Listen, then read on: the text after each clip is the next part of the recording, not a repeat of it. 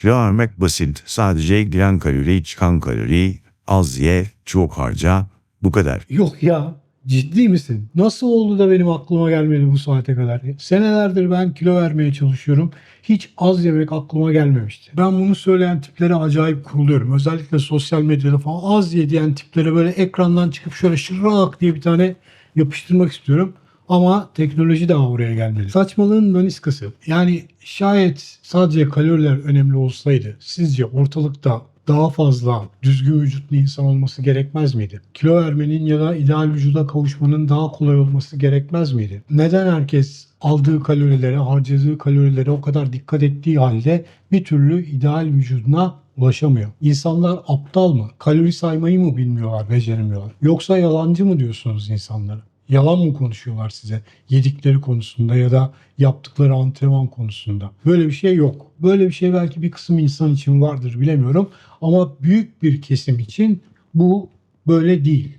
Dikkat ettiği halde insanlar istedikleri vücuda ulaşamıyorlar. Sorun eğer giren kaloriler çıkan kaloriler kadar basit olsaydı ortalıkta bu kadar şişman olmazdı. Yanlış anlamayın, kaloriler yalandır demiyorum. Kaloriler var ve gerçek. Termodinamik yasaları yasadır, geçerlidir. Fakat insan vücudu kalorifer kazanı değildir. Kilo verme sürecinde sadece kaç kalori aldığınız değil, o kalorilerin nereden geldiği, ne kadarını kullanabildiğiniz, o yemeğin sizi ne kadar doyurdu, hormonlarınızı nasıl etkilediği ve stres seviyeniz de önemli. Bugün bu videoda insan beslenmesiyle ilgili kalori hesabı dışındaki faktörleri 7 örnek üzerinden konuşmak istiyorum.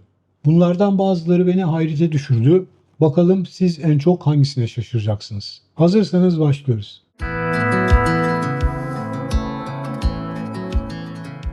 Öncelikle şuradan başlayalım isterseniz. Saydığımız o kaloriler sandığımız kadar kesin değerler. Spoiler alert, değiller. Hem gıdaların kalori değerleri hem de antrenman sırasında yaktığımız kalori miktarları kesin değerler olmaktan ziyade birer tahmindir. Bunlar insan vücudu içerisinde ölçülen değerler değildir. Bunlar bir takım dönüşüm faktörlerine dayalı olarak hesaplanmış tahmini rakamlardır. Evet, termodinamik yasaları yasadır ama insanın besinlerden aldığı kaloriler sadece termodinamiğe göre açıklanamaz. İnsan vücudu lokomotif değildir, kalorifer kazanı değildir. İşin içinde termodinamik dışında faktörler de var. Misal, sindirim, emilim, gıdanın yapısı, hormonlar, bağırsak mikroflorası, metabolik adaptasyon, termik etki, stres seviyesi, uyku düzeni veya düzensizliği ve iştah gibi. Örneğin insan beslenmesine dair yapılan bir araştırmada et ve tür faktörlerinin bademden alınan metabolize edilir enerji miktarını hesaplamakta %32 yukarı doğru yanıldığını, yanlış hesapladığını gösteriyor. Ve %32 muazzam bir fark. Yani bu değerler kesin değerler olmaktan ziyade kılavuz olarak kabul edilmelidir.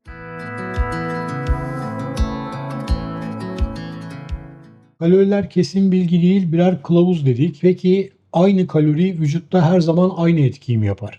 Bunun da cevabı hayır. Proteinden alınan kalori ile karbonhidrattan alınan kalori örneğin bir değildir. Biri protein, diğeri karbonhidrat olan iki ayrı besinin net kalori değeri vücutta yarattıkları etki birbirinden farklıdır. Şöyle açıklayayım size. Diyelim ki 1000 kalorilik protein yediniz. Vücut onu sindirebilmek için 300 kalori kadar harcar. Yani sindirim maliyeti 300 kalori gibidir. 1000 kalorilik karbonhidrat yediğinizde ise vücut onu sindirebilmek için 50 ila 100 kalori civarında harcar. Dolayısıyla 1000 kalorilik karbonhidrattan aldığınız net kalori 900-950 kaloridir. 700-950. Bunu şöyle bir örnekle açıklayabilirim size. Diyelim ki piyangodan size $10.000 çıktı. $10.000 lök diye cebinize kalır. Diğer taraftan $10.000 kazanabilmek için ayda $300 masraf yaparak 10 ay boyunca çalıştınız. Yine cebinize $10.000 girdi ama cebinize kalan sadece $7.000. Tıpkı bunun gibi maliyetini düştüğünüzde proteinden gelen kaloriler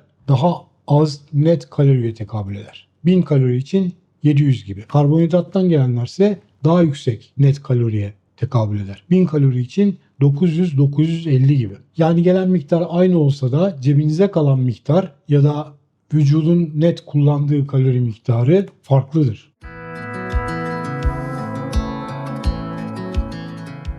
Besinleri sindirmenin bir maliyeti vardır ve farklı makro besinlerin sağladıkları net kalori miktarı da farklıdır dedik. Ama mesele sadece sindirim maliyeti değil. Çünkü besinler sadece yakıt değil. Besinler vücuda gönderilen birer sinyaldir de aynı zamanda. Besinler birer bilgidir, birer sinyaldir. Bunlar vücuda sadece kaç kalori aldığım bilgisi vermez. Aynı zamanda o kalorinin nereden geldiği bilgisini de verir.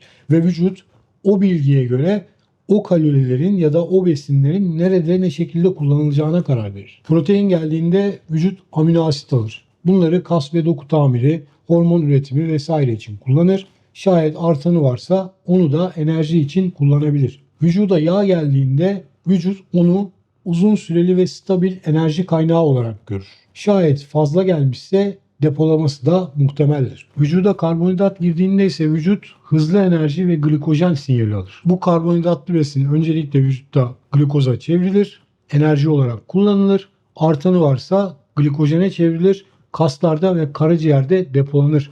Daha da artanı varsa yağ çevrilir, yağ yapılır. Yani bunları üzerinde kullanım talimatı ya da teslimat adresi yazılı paketler olarak düşünebilirsiniz. Hepsi kalori olabilir ama vücuda verdikleri sinyal, verdikleri mesaj farklıdır. Doğayla iç içe yürüdüğümüz, koşturduğumuz, av kovaladığımız veya işte çifte çubukta çalıştığımız dönemlerde, tarihte karbonhidratın ya da hızlı enerjinin bize faydası olmuş olabilir. Ama bugün çoğumuz sedanter yaşıyoruz. Ev hanımıyız, şoförüz, masa başı çalışanıyız, çocuksak apartman çocuğuyuz. Sokakta değil evde oynuyoruz. Bilgisayar başındayız. Dolayısıyla o hızlı ve yüksek enerjiyi yakamıyoruz. Yakabileceğimiz bir mecra yok. Bu durumda vücuda hızlı ve yüksek enerji gönderip de o enerjiyi yakamamak kan şekerinde dalgalanmalara, daha sık acıkmaya ve belirli bir süre sonra da o enerjinin yağ olarak depolanmasına sebep oluyor. Yani mesele şu: kaloriler gerçek ama kalori tek başına yeterli değil.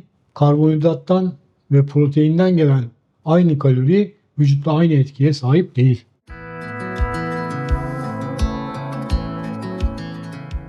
...2011 yılında 46 kişi üzerinde yapılan bir araştırmada deneklere size milkshake'ler içireceğiz. Daha sonra da o milkshake'lerin kan değerlerinizde ne gibi değişiklikler yaptığına bakacağız deniliyor. Öncelikle kanlarını alıyorlar. Kanlarındaki grelin seviyesine bakıyorlar. Ardından birinci milkshake'i içirmeden önce birinci milkshake'in ne olduğuna dair bir ürün bilgisi gösteriyorlar. Bu ürün bilgisi şu anda ekranda görüyorsunuz. Üzerinde lezzetli, doyurucu, işte siz bunu hak ediyorsunuz falan gibi bir takım gaza getirici pazarlama klişeleri yer alıyor. Ayrıca ürünün kalorisi de 620 kalori olarak belirtilmiş. Ondan sonra milkshake'i deneklere içiriyorlar. Yarım saat bekliyorlar. Daha sonra tekrar kanlarını alıp kanlarındaki grelin değerine bakıyorlar. Ardından belirli bir süre sonra, herhalde kan değerleri normalize olduktan sonra, bu sefer ikinci bir milkshake ürün bilgisi gösteriyorlar. Bu ikinci milkshake'in ürün bilgisinin üzerinde de işte diyet yazıyor, hafif yazıyor. Renk paleti falan daha böyle light, daha diyet gıdaları uygun şekilde seçilmiş. Ve de ürünün, yani milkshake'in kalori değeri olarak da 140 kalori belirtiliyor. Ardından da deneklere bu milkshake'i içiriyorlar. Yarım saat bekleyip yine grelin değerlerine bakıyorlar. Deneklerin birinci milkshake'i içtikten sonra grelin değerlerinde ciddi bir düşme olduğu, yani fizyolojik tokluk sinyali görüldüğü anlaşılıyor. İkinci milkshake'i içtikten sonra ise grelin değerinde kayda değer bir değişiklik olmuyor. Yani içmeden önce de açlar, içtikten sonra da açlar ve bu psikolojik bir şey değil, kanlarındaki grelin miktarıyla sabit. Yani fizyolojik işaretler var tok olmadıklarına dair. Şimdi diyeceksiniz ki bu gayet normal. Elbette 620 kalorilik milkshake içtiklerinde doydular. 140 kalorilik milkshake içtiklerinde doyamadılar. Bu gayet normal. Şaşırtıcı, hayrete düşürücü olan şey şu: İki milkshake de aslında aynı. İki seferde de deneklere 300 küsur kalorilik aynı milkshake'i içiriyorlar. Sadece ilkinde bu 600 küsur kalori diyorlar. İkincisinde 140 kalori diyorlar. Denekler bunu bilmekle grelin değerleri değişiyor. Yani psikolojik olarak değil, fizyolojik olarak daha aç ya da daha tok hissediyorlar kendilerini. Bence bu inanılmaz bir şey. Ve beklentilerinizin, o ürün ambalajını okuduğunuzda oluşturdukları beklentilerin bile tokluk, açlık durumunuzu etkileyebildiğini net bir şekilde ortaya koyan bir çalışma. Fiilen 380 kalori aldığınızda 640 kalori almış gibi de 140 kalori almış gibi de hissetmeniz mümkün.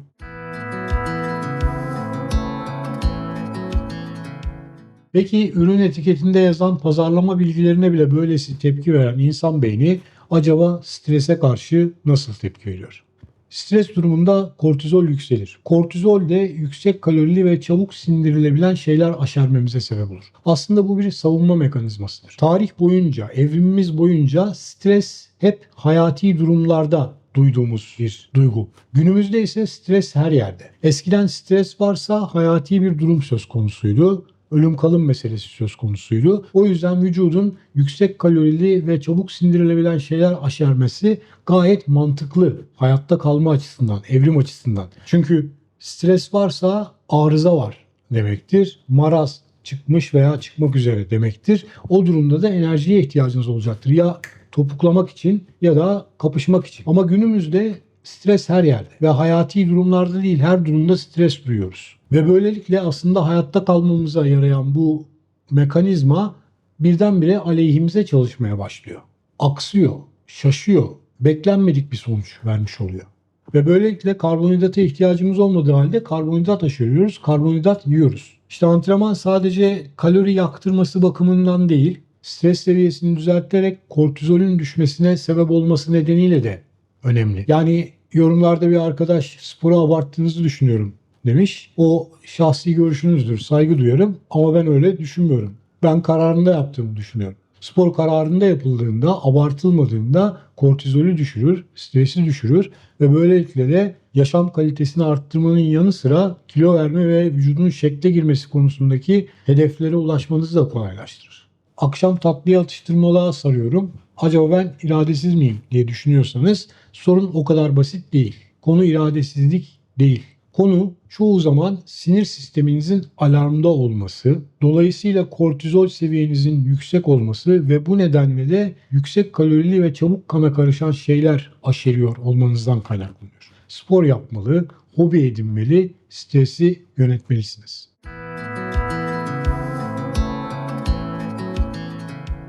Stres demişken, stres yönetimiyle el ele yürüyen bir konuda farkındalık. Özellikle de gıda, beslenme farkındalığı ya da farkına vararak, farkında olarak beslenme. Yani mindful eating dedikleri olay. 2020 yılında bir araştırma yapıyorlar. Bu sefer okul çocuklarını iki gruba ayırıyorlar. Bu gruplardan birine sadece diyet yaptırılıyor. Kalori hesabı ve diyet. Diğer gruba ise aynı diyet yaptırılıyor ama bunun yanında yedikleri şeylerin kalori değerleri, besin değerleri vesaire açıklanıyor ve yerken sadece yemeğe odaklanmaları, öyle işte telefon kaydırma, internette gezinme, ne bileyim televizyon seyretme gibi ikincil faaliyetlerle ilgilenmemeleri salık veriliyor ve ilgilenmemeleri sağlanıyor. Ve belirli bir süre sonra da sonuçlara bakılıyor. Sadece diyet yaptırılan çocukların kilosunda anlamlı bir değişme olmazken stres, anksiyete seviyeleri yükseliyor. Diyetin yanı sıra farkındalık eğitimi de verilen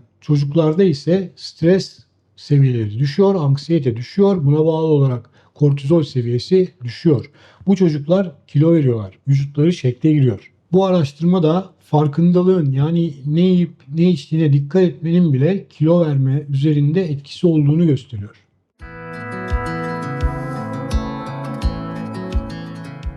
İşin ilginç tarafı bu farkındalık konusu sadece yenilen kalorilerle ilgili değil. Onun yanı sıra harcanan kaloriler konusunda da etkisi var.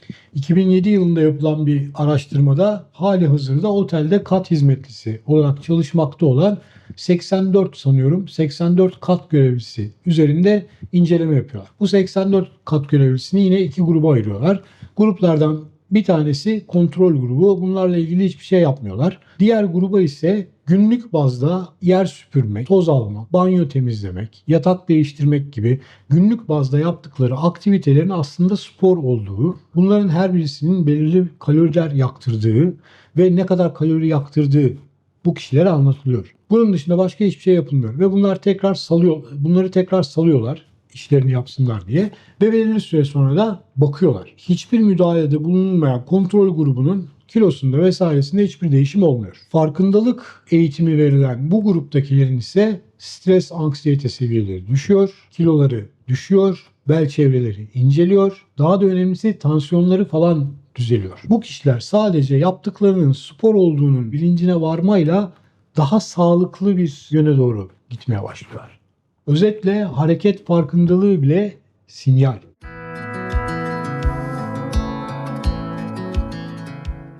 Şimdi buraya kadar neler gördük? Kalori değerleri kesin değerler olmayıp tahmini değerler. İki besinin aynı kalori değerine sahip olması vücutta aynı etkiye sahip olacakları anlamına gelmez. Kişinin beklentisi bile grelin tepkisini değiştirebilir. Açlık tokluk hissini değiştirebilir. Stres iştahı arttırabilir, değiştirebilir. Kişinin yiyip içtiğinin ya da yaptığı hareketin ayırdına varması, bilincinde olması bile ölçülen sonuçları değiştirebilir. O yüzden alınan kaloriler eksi harcanan kaloriler şeklindeki hesap belki kağıt üzerinde yanlış değil ama pratikte tüm hikayeyi açıklamakta son derece yetersiz kalıyor. Kalori hesabı muhasebedir. Metabolizma biyolojidir. Bu yüzden sadece kaç kalori yedim diye sormuyoruz. Asıl sormamız gereken sorular: bu yemek beni doyuracak mı? Yoksa sadece kan şekerimi mi yükseltecek? Daha çok mu acıktıracak? Stresimi azaltacak mı, arttıracak mı? Kaslarımı koruyacak mı? Ve en önemlisi bir kaçamak döngüsünü, bir kısır döngüyü mü tetikleyecek? Yani yarınki beslenme düzenimi bozacak mı? Çünkü her kaçamak yaptığınızda bir sonraki kaçamak için sayacı sıfırlamış oluyorsunuz. Nihayetinde tüm bu faktörler de önemli, çünkü insan vücudu lokomotif değil, insan vücudu kalorifer kazanı değil. İnsan vücudu hesap makinesi değil. İnsan vücudu sinyaller okuyan canlı bir sistem.